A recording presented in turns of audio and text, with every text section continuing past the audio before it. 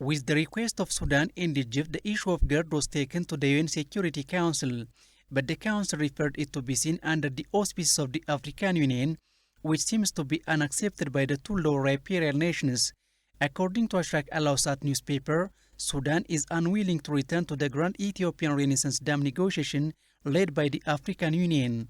Speaking at a press conference in Khartoum, Sudan's Irrigation and Water Resource Minister Yasir Abbas said Khartoum demands a change in the AU's negotiation methodology, developing the role of observers into mediators, and forming an international mediation quartet made up of the AU, United Nations, European Union, and US. Yasir outlined that Sudan will benefit from the GERD in terms of generating electricity and reducing silt and floods, recalling the significance of binding agreement on it. Minister of Water, Irrigation and Energy says Ethiopia remains committed to AU-led negotiation despite Egypt and Sudan's rejection insisting to involve international quartet mediation.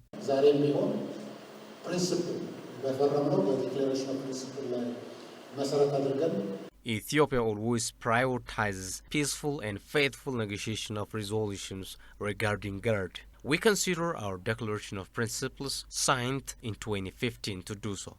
We are always committed to share GERD-related data with the low riparian countries. This will help us ensure fair and equitable utilization of the Nile water, and all the negotiating parties need to consider this fact.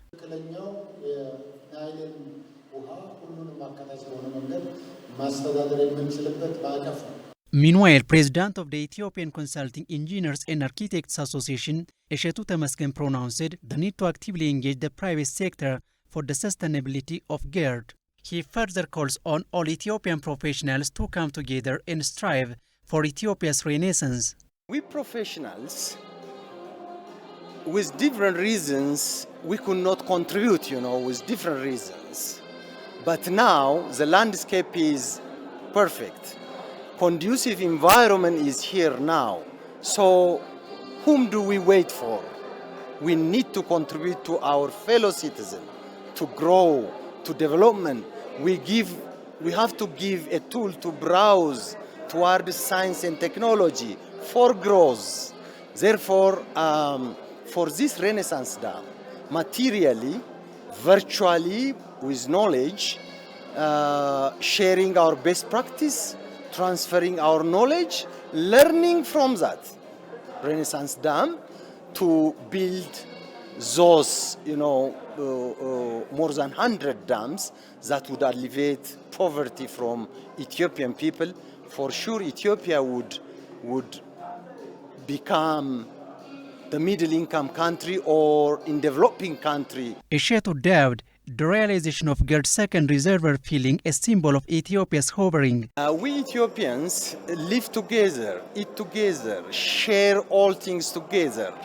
Those foolish but didn't know. No one cut the rope or the string that woven in the envelope of Ethiopia. They didn't know that.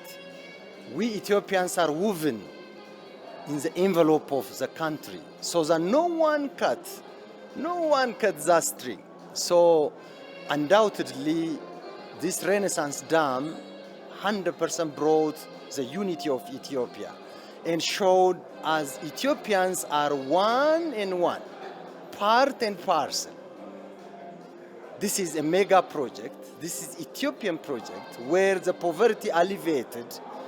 Since Ethiopia is under poverty country, we can immediately, escalate, rise because of this non-pollutant hydroelectric power. Senior water resource expert Haftamu Itafa, for his part, said the GERD-related dispute should be resolved by the AU than any other party.